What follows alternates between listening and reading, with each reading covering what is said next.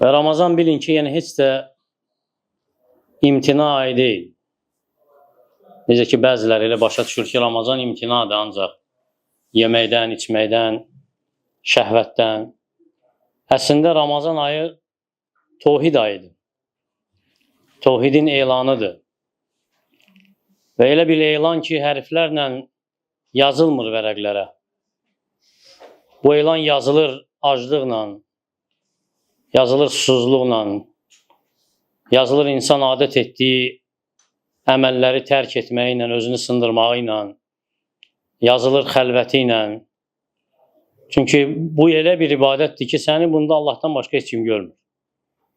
Daxil ola bilərsən mətbəxə, qabağında su ola bilər, yemək ola bilər və heç bir nəzarətçi də yoxdur ki, səni nəzarətə götürsün və ya səni izləsin.